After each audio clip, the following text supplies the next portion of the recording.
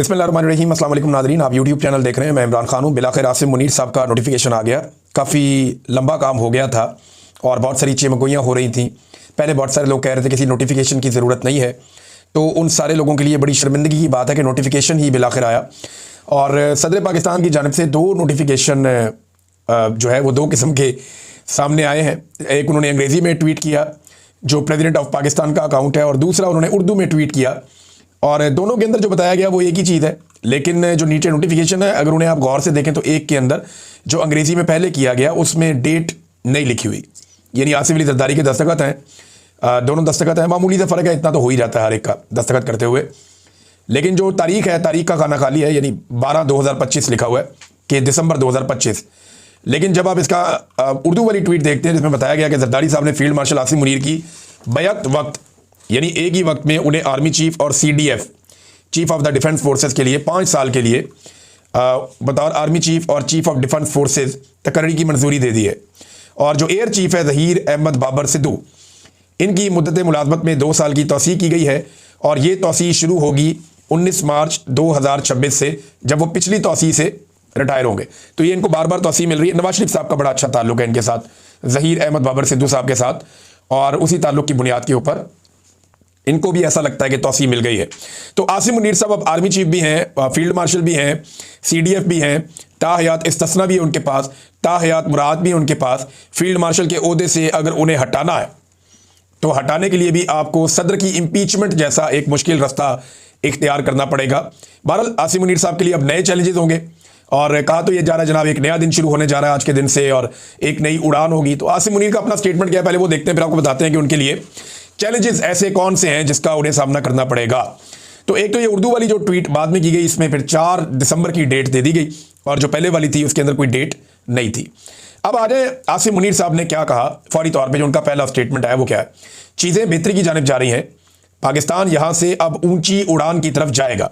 ये आसिम मुनीर साहब का पहला स्टेटमेंट है। ऐवान सदर में ये जो किर्गिस्तान के सदर आए हुए हैं, उनसे मुलाकात के मौके पर इन्होंने सहाफ़ियों से कोई गैर रस्मी मुलाकात की है और कहा कि सब ठीक है और सब आपके सामने है, चीज़ें बेहतरी की तरफ जा रही हैं और पाकिस्तान यहां से अब ऊंची उड़ान की तरफ जाएगा, ये फील्ड मार्शल ने कहा।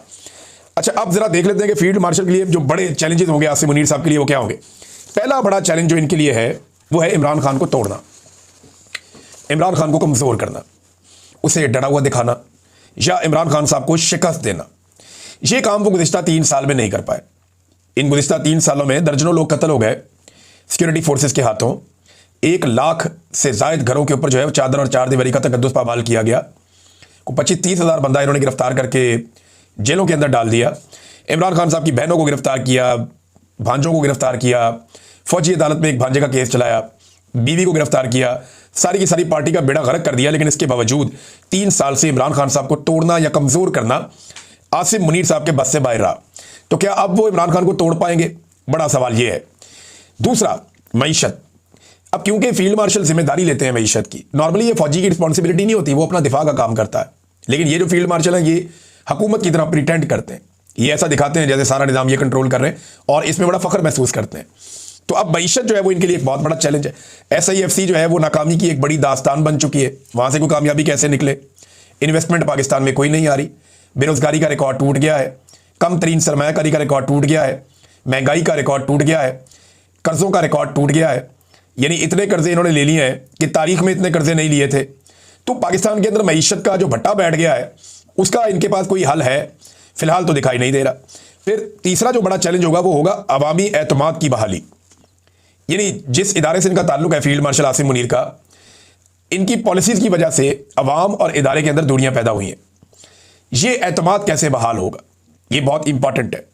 तो अगर पॉलिसियां नहीं बदलती तो एतमाद तो बहाल नहीं होगा, और पॉलिसियां बदलने का ऐसा कोई इम्कान भी नहीं है कि आने वाले दिनों में पॉलिसियां बदल जाएंगी। पॉलिसियां तो वही रहेंगी, क्योंकि सोच भी वही रहेगी। और फैसल वाडा ने धमकियां भी लगाना शुरू कर दी कि कल से ये कर देंगे तो वो कर देंगे, जिसने बचना है वो अपने आप को बचा ले, जो समझदार है। पता नहीं कौन सी तबाही फेरने लगे पाकिस्तान में, जितनी तबाही फेर दी अब इससे बड़ी और कौन सी इन्होंने तबाही फेरनी है। तो अवामी एतमाद की बहाली एक बड़ा चैलेंज है आसिम मुनीर के लिए। चौथा चैलेंज, दहशतगर्दी का हल। अब जिस तरीके से ये दहशतगर्दी का मसला हल कर रहे हैं, इस तरीके से गुज़िश्ता कई दहाइयों से ये मसला हल नहीं हुआ। दहशतगर्दी के मसले का हल ऑपरेशन की बजाय डायलॉग के अंदर है। आप ऑपरेशन करते हैं, सूबाई हुकूमतों को और तमाम स्टेक होल्डर्स को एतमाद में लेते हैं, फिर आप एक ऑपरेशन करते हैं। अब ये इसके स्टेक होल्डर्स अफगानिस्तान में भी हैं, पाकिस्तान में भी हैं। बेशक हमारी बाढ़ लगी हुई है, लेकिन इसके बावजूद बड़ा इन्फ्लुएंस है। दहशतगर्दी को अगर कंट्रोल करना है तो कबाइलियों को एतमाद में लेना पड़ेगा, सूबाई हुकूमत को, पुलिस को मजबूत करना पड़ेगा, क्योंकि पुलिस बेहतर अंदाज में जो सिविलियंस हैं उनके साथ डील करती है। फौज का वो एक्सपीरियंस नहीं होता। लिहाजा दहशतगर्दी की लड़ाई को अगर तो फार्मूला सिर्फ बंदे मारने का रखना है तो फिर ये नहीं जीत पाएंगे और दहशतगर्दी पे कंट्रोल नहीं कर पाएंगे। ये एक बड़ा चैलेंज है। इमरान खान साहब ने इसका पूरा एक रोड मैप दिया हुआ है जिस पे अभी तक अमल दरामद नहीं हुआ। तो ये बड़ा चैलेंज है दहशतगर्दी का। आसिम मुनीर साहब का चौथा बड़ा। और पांचवा, सियासी इस्तेहकाम। ये पहले दिन से आसिम मुनीर साहब की ख्वाहिश है कि सियासी इस्तेहकाम आ जाए। बाजवा साहब ने जब रिजीम चेंज ऑपरेशन किया तो उसके बाद से पाकिस्तान में सियासी इस्तेहकाम नापैद हो गया, और उसकी एक बड़ी वजह इमरान खान साहब की जानिब से चलने वाली एक तहरीक, एक मुजामत और अवाम का बड़े पैमाने पर उस तहरीक और मुजामत के साथ जुड़ जाना है। सोशल मीडिया, ओवरसीज पाकिस्तानी या पाकिस्तान के अंदर जो साइलेंट सपोर्टर है इमरान खान के बहुत बड़े पैमाने पर, ये इसकी एक बड़ी वजह है। सियासी इस्तेहकाम पाकिस्तान में आ नहीं पा रहा, और जब तक सियासी इस्तेहकाम नहीं होगा माशी इस्तेहकाम भी नहीं आएगा। और बहुत सारे जो आलमी सतह पर रिपोर्टें आई उनमें यह कहा गया बार बार कि आपको सियासी इस्तेहकाम पाकिस्तान में चाहिए, लेकिन नहीं हो पा रहा ना। तो ये एक बहुत बड़ी ख्वाहिश है जो पूरी नहीं हो पाई अभी तक। सियासी इस्तेहकाम आसिम मुनीर साहब कैसे लाएंगे? सियासी इंतकाम के साथ कभी भी सियासी इस्तेहकाम नहीं आता। उससे आप कुछ अरसे के लिए कुछ लोगों को दबा सकते हैं, लेकिन जैसे ही लोगों को मौका मिलता है वो फिर सामने आ जाते हैं। और इसी सियासी अदम इस्तेहकाम की वजह से कोई पाकिस्तान में सरमायाकारी नहीं करता, कोई पाकिस्तान में आना नहीं चाहता। इदारों के ऊपर एतबार खत्म हो गया, अदलिया बिल्कुल सरनगू हो गई है, पार्लियामेंट अपनी वक़्त खो चुकी है, मीडिया जो है वो बिल्कुल कैद हो चुका है, आज़ादी इज़हार राय पाकिस्तान में है ही नहीं, इंसानी हकूक़ की बदतरीन पामालियाँ। तो ये सारी चीज़ें आप इकट्ठी करें तो सियासी इस्तेहकाम नहीं दिखाई दे रहा। ये एक बहुत बड़ा चैलेंज है। छठा एक चैलेंज आसिम मुनीर साहब के लिए ये है कि आलमी सतह पर इंसानी और ख़वातीन के जो हकूक़ पामाल किए जा रहे हैं, इंसानी हकूक़ की पामालियाँ हो रही हैं, ख़वातीन के हकूक़ की पामालियाँ हो रही हैं, और ये लगातार। मारंग बलूच देखें, अभी भी वो जेल में है दीगर ख़वातीन के साथ। हालांकि कराची में अदालत ने उनके ऊपर जो दहशतगर्दी का एक इल्ज़ाम उन पर लगाया गया था कि ये दहशतगर्द है, उसमें उन्हें बाइज़्ज़त बरी किया। अभी बड़े बड़े लोग इल्ज़ाम लगाते रहे, लेकिन बाइज़्ज़त बरी हुई वो। इसके अलावा अगर आप ये देखें, यास्मीन राशिद साहिबा, इमरान खान की जो अहलियाँ हैं वो भी इस वक्त जेल के अंदर है। सनम जावेद है, फलक जावेद है, दोनों बहनें, इनको भी अंदर रखा हुआ है। बहुत सारी दीगर और ख़वातीन हैं, इनको विक्टिमाइज किया जा रहा है। मखसूस नशस्तें ख़वातीन से एक बहुत बड़ा हक छीन लिया गया। तो आलमी सतह पर जो इंसानी हकूक़ की पामालियाँ हो रही हैं पाकिस्तान में, ये एक बड़ा सवाल पैदा हो जाता है कि इससे कैसे आसिम मुनीर साहब निपटेंगे। सातवां इशू ये है कि गंदे अंडों की ब्रांडिंग कैसे करेंगे। यानी जो गंदे अंडे उन्होंने इकट्ठे किए सारे और उनको लाकर इक़्तिदार में बिठा दिया। अब इनमें अक्सरियत गंदे अंडों की है। इन लोगों ने बहुत करप्शन की है अपने अपने दौर में, और आज तक ये जवाब भी नहीं दे पाए। कवानीन को बदल के टेक्निकल बुनियादों पे इन्होंने अपने मामला NRO कर करके ख़त्म किए। अब इन गंदे अंडों की ब्रांडिंग कैसे करनी है, क्योंकि आठवां इशू इसके साथ जुड़ा हुआ है कि अब इनके पास 5 साल और हैं, 5 साढ़े 5 साल कहा जाता है। कोई लोग कहते हैं कि 2031 तक जाएंगे, मार्च 2031 तक भी लोग कहते हैं। बहरहाल जहाँ तक भी जाना है, ये तो अल्लाह ताला जानता है कौन कहाँ तक जाएगा और कब किसका वक्त ख़त्म हो जाएगा। मेरा रब ज़्यादा बेहतर जानता है। इंसान तो प्लानिंग 100 साल की करता है, तो पल की खबर नहीं। सामान 100 बरस का और पल की खबर नहीं, ये मिसरा याद रखिएगा। अच्छा, आठवां प्रॉब्लम ये आएगा अगर तो ये लंबा लिंगर ऑन कर गए कि इलेक्शन में अपने लोगों को दोबारा कैसे जितवाएं। पूरी दुनिया में जो थू थू हुई है 2024 के इलेक्शन पे, क्या दोबारा पाकिस्तान एक ऐसे इलेक्शन का मुतहम्मिल हो सकता है? ये वो बड़े सवालात हैं जो आसिम मुनीर साहब के सामने खड़े होंगे पहले दिन से। और क्योंकि वो सिर्फ एक आर्मी चीफ नहीं अपने आप को कहते, वो अपने आप को पाकिस्तान का मसीहा बनाकर पेश करते हैं कि मईशत भी मैं ठीक करूंगा, खारजा पॉलिसी भी मैं ठीक करूंगा, पाकिस्तान के समाजी और माशरती मसाइल भी मैं ठीक करूंगा, पाकिस्तान कैसे चलेगा ये भी मैं तय करूंगा, पाकिस्तान की खुशहाली भी मैं लेकर आऊंगा। लेकिन उनका ये काम नहीं है करने का, उनका काम सिर्फ दिफा का है, जो काम पाकिस्तान की फौज अच्छा कर लेती है। तो दिफा का काम ही खाली करते हैं तो बेहतर था। नंबर 2, एक और बड़ी खबर है नादरीन, और ये खबर है आसिम मुनीर साहब के हवाले से एक और चैलेंज खड़ा हो गया। अमेरिका में 44 रिप्रेजेंटेटिव हैं, और ये जनाब कांग्रेसमैन हैं, ये सारे के सारे 44। इन्होंने जो कांग्रेस मेंबर्स हैं, इन्होंने एक लेटर लिखा है सेक्रेटरी रूबियो को, मार्को रूबियो को एक लेटर लिखा है इन्होंने, और इस लेटर के अंदर बहुत सारी चीज़ें हैं, मैं आपके साथ शेयर कर देता हूँ। नंबर 1 तो इन्होंने लिखा जी, ये एक ट्रांस नेशनल रिप्रेशन हो रही है, यानी जो लोग अमेरिका में रहते हैं या ओवरसीज अमेरिकन हैं उनके ऊपर दबाव डाला जा रहा है पाकिस्तान की जानिब से या पाकिस्तानी एहलकारों की जानिब से।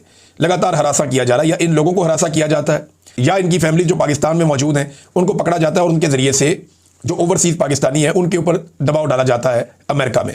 तो इसे कहते हैं जी ट्रांसनेशनल रिप्रेशन। अब इस मामले पे इस लेटर ने सबसे पहले आवाज़ उठाई। इसके बाद जी इसमें मिसाल दी अहमद नूरानी की, सलमान सूफ़ी वगैरह की। अहमद नूरानी की आपको याद होगा ना कि 2 भाई उठा लिए थे और जबरी तौर पे लापता कर दिए थे, उनको टॉर्चर किया गया। जिस हालत में वो वापस आए वो भी हम सब जानते हैं, और अब उन्हें पाकिस्तान से बाहर आने की इजाज़त भी नहीं है। फिर इसी लेटर में जो इलेक्शन के अंदर धांधली हुई पाकिस्तान में, जो इंसानी हकूक़ की पामालियाँ लगातार पाकिस्तान में हो रही, ख़ास तौर पे बलूचिस्तान का जिक्र किया गया, और इमरान खान साहब की जो नाजायज़ कैद है इसका भी इस लेटर के अंदर बाकायदा आवाज़ उठाई गई। साथ में जो पाबंदियाँ, अब इसमें जो मुतालबा है वो ये है कि पाबंदियाँ लगाई जाएँ, असासे जब्त किए जाएँ और कार्रवाई की जाए, और ख़ास तौर पर आसिम मुनीर साहब का नाम लेकर बार बार उन्हें टारगेट किया गया इस लेटर के अंदर। और ये 44 लोग हैं कांग्रेसमैन जिन्होंने मार्को रूबियो को ये लेटर लिखा है। ना सिर्फ उन्होंने ये लेटर लिखा बल्कि उन्होंने चंद सवालात भी पूछे हैं और इनका जवाब भी तलब किया है। 17 तारीख तक वो कहते हैं कि 17 दिसंबर तक आप हमें इसके बारे में बता दें ताकि हमें इसके बारे में इंफॉर्मेशन मिल जाए। ये जो आखिरी सफ़ा है, क्योंकि ये 4 सफ़ात हैं और इसमें बल्कि ज़्यादा सफ़ात है, इसमें जो पहला सफ़ा है वहाँ से लेटर शुरू हो जाता है, दूसरा और तीसरे के ऊपर ये सवालात हैं, और इसके बाद मज़ीद 4 सफ़े हैं जिनके ऊपर दस्तखत हैं 44 कांग्रेसमैन के। अच्छा, अब जो सवालात इन्होंने पूछे हैं वो ये कि आसिम मुनीर का जो गैर जमहूरी किरदार और आमिराना हुक्मरानी है, क्या अमेरिका आसिम मुनीर और दीगर मिलिट्री ऑफिशियल पर बैन लगाया अमेरिका ने। इसके बाद एक और चीज़ उसमें उठाई, उन्होंने कहा जी कि इनके ऊपर बैन लगाना, पाबंदियाँ लगाना या जो मैग्निट्स्की सैंक्शंस हैं उसका भी इसमें तस्करा किया गया कि वो इन पर लगाई जाएँ। नंबर 2 ये उन्होंने पूछा कि ऐसी कौन सी चीज़ें हैं, यानी इसके अलावा, यानी जो कुछ पाकिस्तान में हो रहा है इसके अलावा और क्या ऐसा है कि जिसकी सूरत में पाकिस्तानी जो मिलिट्री हुकूमत है इसके ऊपर पाबंदियाँ लगाई जाएँ। यानी उन्होंने कहा जी कि ये इतना सारा कुछ पाकिस्तान में हो गया, सारा कुछ उन्होंने लिखा 3 सफ़ात में। फिर उन्होंने पूछा कि जनाब आप बताएं ये सारा कुछ हो गया है और क्या ऐसा हो कि आप पाकिस्तान की मिलिट्री हुकूमत के ऊपर आपको पाबंदी लगाएं या उनके ऊपर कोई सैंक्शंस लगाएं।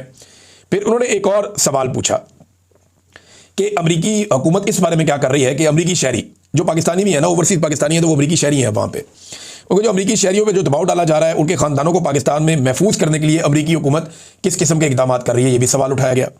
फिर ये भी पूछा गया कि डोनाल्ड ट्रंप की शहबाज शरीफ से मुलाकात हुई, उससे पहले आसिम मुनीर से मुलाकात हुई,